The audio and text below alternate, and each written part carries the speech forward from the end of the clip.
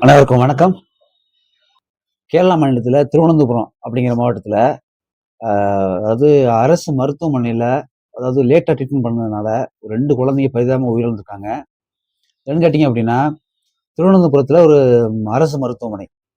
அந்த அரசு மருத்துவமனைக்கு வந்து பிஸ்மீர் அப்படிங்கிற ஒருத்தர் வந்து அவங்க 2 பசங்களுக்குமே 2 குழந்தைங்களுக்குமே அதிகாலை 1:30 மணிக்கு ஹாஸ்பிட்டல் கூட்டு வந்திருக்காங்க.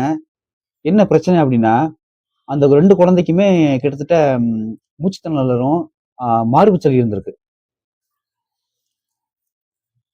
மூச்சுத்திணறல், மார்பு சளி இருந்ததுனால, ஒழுங்கா மூச்சு விட முடியல. சுவாச கோளாறுகள் பிரச்சனை இருந்ததுனால, உடனே 1:30 மணிக்கு அதிகாலையில ஹாஸ்பிட்டலுக்கு கூட்டு வந்திருக்காங்க. ஹாஸ்பிட்டல் அரசு மருத்துவமனைனா எல்லாத்துக்குமே தெரியும் எப்படி இருக்கும் அப்படின்னு சொல்லிட்டு. அந்த அரசு மருத்துவமனைக்கு உள்ளே என்ட்ரி ஆனதுக்கப்புறம், முதல்ல குழந்தைகள என்னன்னு கவனிக்காம கூட, அங்க ஒர்க் பண்ற நர்ஸுங்களும் சரி, அங்க இருந்த டாக்டர்களும் சரி, அந்த டாக்டர் இருந்தாங்களாங்கிறது கூட தெளிவா தெரியல. அ முதலுதவி எதுவுமே குடுக்க ரெடியா இல்ல. குடுக்க அவங்களுக்கு அது என்னங்கிறத விசாரிக்க கூட அவங்களுக்கு நேரம் இல்ல. அந்த சூழ்நிலையில அவங்க மாட்டுனதுனால, முதலுதவி குடுக்குறது கூட அவங்களுக்கு வந்து நேரம் இல்லையாட்டிருக்கு. அந்த அளவுக்கு வேலையா இருந்திருப்பாங்க போல. இதெல்லாம் சொல்றதுக்கு எவ்வளவு மனவேதனையா இருக்கு தெரியுமா? அதாவது சின்ன பச்சை குழந்தைங்க, விடிய காலையில 1:30 மணிக்கு வர்றாங்க அப்படின்னா, என்ன பிரச்சனையாக்குன்னு சொல்லி, அடுத்தவங்களோட உணர்ச்சிய கூட புரிஞ்சுக்க முடியாத அளவுக்கு இந்த நம்ம இந்த சமுதாயம் இருக்குங்கிறது ரொம்ப அசிங்கமான விஷயம். ஏன்னா, பிரச்சனைனால தான் அவசரமா 1:30 மணிக்கு கூட்டு வராங்க. அவங்கள கூட்டு வந்ததுக்கப்புறம் ஹாஸ்பிட்டல் உள்ள என்ட்ரி ஆனதுக்கப்புறம், அவங்கள உட்கார சொல்லிட்டு விசாரிக்க ஆரம்பிச்சிருக்காங்க. எழுதுவாங்கல்ல, எந்த ஊரு, என்ன ஏதுன்னு. அந்த மாரி விசாரிக்க ஆரம்பிச்ச உடனே, விசாரிச்சுட்டு அதாவது குழந்தைங்க உடம்பு சரியில்லைன்னு ஹாஸ்பிட்டலுக்கு வந்தாங்க அப்படின்னா, முதல்ல கூப்ட்டு சிபிஆரோ, இல்ல முதலுதவியோ பண்ணணும். அதுக்கப்புறம் எழுதிக்கலாமே, எங்க ஓடப் போறாங்க? ஆ லோக்கல்ல உள்ளவங்க தானே எழுதிக்க போறாங்க, இல்ல விசாரிச்சு எழுதிக்க போறாங்க. அதுக்கு முன்னாடி குழந்தைக்கு என்ன முதலுதவி குடுக்கணுமோ அத குடுங்க. குடுக்க முடியல அப்படின்னா, இங்க பார்க்க முடியாது அப்படின்னா, உடனே வேற ஹாஸ்பிட்டலுக்கு அனுப்பிச்சிடணும்ல. அதெல்லாம் இல்லாம சேர்ல உட்கார சொல்லி, நோட்ட வச்சு எழுதுறாங்க. அட்ரஸ் அது இதுன்னு எழுதிப்பாங்க போல. குழந்தைங்க அப்படியே வச்சுட்டு.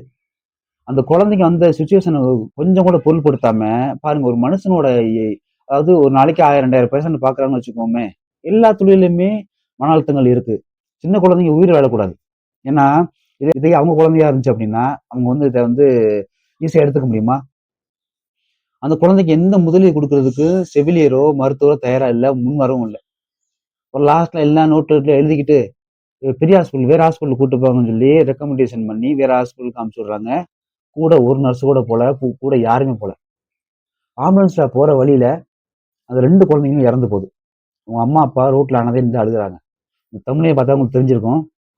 அதாவது ஈவு இரக்கம் இல்லாத ஒரு சமுதாயத்துல நம்ம வாழ்றோம் அப்படின்னு நினைக்கும்போது ரொம்ப அருவருப்பாவும், கேவலமாவும் இருக்கு. குழந்தைங்க உயிர்ல இப்ப அதே அவங்க குழந்தையாவோ, அவங்க பொண்ணாவோ, பையனாவோ இருந்துச்சு அப்படின்னா, இந்த மாரி நடக்குமா? அதாவது அ ஒரு சேவை மனப்பான்மையில யாரு இப்போ இந்த இந்த காலத்துல வந்து வேலை செய்றாங்கிறது தெரியல. யாருமே சேவை மனப்பான்மையில வேலை செய்றாங்கிறது டவுட்டா இருக்கு. கவர்மெண்ட் ஹாஸ்பிட்டலுக்கு போனோம் அப்படின்னாவே என்ன நிலைமைங்கிறது எல்லாத்துக்குமே தெரியும். எப்படி பிஹேவ் பண்ணுவாங்கிறது எல்லாத்துக்குமே தெரியும். உங்க அம்மா, அப்பா சொல்றாங்க, இந்த மாரி நினைச்சிருந்தா சிபிஆர் குடுத்து, முதலுதவி குடுத்து, ஊசியாவது போட்டு காப்பாத்திருக்கலாம். அதுவும் சுவாசம் வர்றதுக்கு அந்த இதையாவது பண்ணியிருந்திருக்கலாம். எதுவுமே பண்ணல அவங்க. உட்கார சொல்லி எழுதுறாங்க. சேர்ல உட்கார சொல்லி அட்ரஸ், பேரு அது இதுன்னு எழுதிட்டு இருக்காங்க. என்ன பிரச்சனைன்னு கூட கேட்க யாரும் முன் வரல. அப்படின்னு சொல்லி அழுகுறாங்க. அழுது என்ன ஆகப் போகுது? இந்த சமுதாயத்துல ரெஸ்பான்சிபிலிட்டி யாருக்கு இல்லையோ, அவங்க வந்து இந்த உலகத்துல இருக்க தகுதியற்றவர்கள் தான். நான் சொல்ற வரைக்கும் இந்த உலகத்துல இருக்க தகுதியற்றவர்கள். இதே அவங்க குழந்தையாவோ, அவங்க பையனாவோ, அவங்க பொண்ணாவோ இருந்துச்சுன்னா இது நடக்குமா? யார் கவர்மெண்ட் ஹாஸ்பிட்டலுக்கு வர்றது? கஷ்டப்படுறவங்க, ஏழை எளிய மக்கள் தான் கவர்மெண்ட் ஹாஸ்பிட்டலுக்கு வர்றாங்க. இத இத புரிஞ்சுக்க முடியாத அளவுக்கு கூட அந்த அளவுக்கு கூட நம்ம இந்த சொசைட்டில இந்த சமுதாயம் நம்ம நம்ம கூட இருக்கு. நம்ம கூட பழகுது அப்படின்னு நினைச்சுக்கும்போது ரொம்ப கஷ்டமா இருக்கு. போனது 2 உயிர் 2 குழந்தைங்க. கண்ணு முன்னாடி இறந்து போறது எவ்வளவு ஒரு மனவேதனை குடுக்கும். 2 பேரும் அம்மா, அப்பாவும் அனாதையா நிக்கிறாங்க ரோட்ல. இது தொடர்பா வந்து கேரளா முதலமைச்சருக்கு மனு புகார் குடுக்க போறோம் அப்படின்னு சொல்லி அவங்க சொல்லியிருக்காங்க. ஆ இதுக்கு வந்து பெரிய ஆக்ஷன் எடுக்கணும்.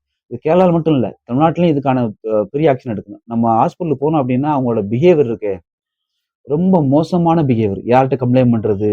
எப்படி அவங்களுக்கு பனிஷ்மென்ட் கிடைக்கும்? எப்படி மரியாதையா நடந்துக்கணும்? யாருமே சமுதாய உணர்வோட, பொறுப்போட, ரெஸ்பான்சிபிலிட்டி நம்ம மக்களு, நம்ம பணம் சம்பளம் வாங்குறோம். நம்ம வாங்குற சம்பளத்துக்கு ஒழுங்கா வேலை பார்க்கணும். அப்படிங்கிற எண்ணங்கள் யாருக்குமே இல்ல. இது வந்து வீடியோ போடுறதுக்கு எனக்கு ரொம்ப கஷ்டமா தான் இருந்தது. எல்லாம் தெரிஞ்சுக்கணும்ல. கவர்மெண்ட் ஹாஸ்பிட்டலு எல்லா மாநிலத்திலயும் இப்படித்தான் இருக்கு. இத வந்து அரசாங்கம் முன்னெடுத்து இது முதலமைச்சர்கள் தலையிட்டு இத கிளியர் பண்ணா மட்டும் தான் இத கொண்டு வர முடியும். வர்ற பேஷண்ட்ட அன்பா பேசினாலே பாதி பிரச்சனை, பாதி நோய் இல்லாம போயிரும். அந்த ஹாஸ்பிட்டல்ல நடக்கிற பிஹேவியர்லாம் பார்த்தோம்னு அப்படின்னு வச்சுக்கங்க, ஒரே விஷயம் நீ யார்ட்டனா கம்ப்ளைண்ட் பண்ணு போ நான் பார்த்துக்கிறேன். அப்படிங்கிற மனநிலைமை பக்குவத்துல தான் அவங்கலாம் பேசுறாங்க. நான் தான் ராஜா அந்த ஹாஸ்பிட்டலுக்கு. இது கவர்மெண்ட் ஹாஸ்பிட்டலு, கவர்மெண்ட் அண்டர்ல இருக்கு. கவர்மெண்ட் அண்டர்ல எத்தன ஸ்டெப் ஆஃப் லே அவுட் இருக்கு அடுத்தடுத்த லெவல்ல போஸ்டிங்கு. இதெல்லாம் கொஞ்சம் கூட யோசிக்காம, நான் தான் முடிஞ்சத நீ யார்ட்டயும் கம்ப்ளைண்ட் பண்ணு. அப்படிங்கிற மனநிலைமை இருந்தாங்க அப்படின்னா, ஆ இந்த நாட மாத்தவே முடியாது. அவங்களுக்கு தனிப்பட்ட சுய ஒழுக்கம் இல்ல அப்படின்னா, இந்த நாட்டுல யாரு மாறுவாங்க?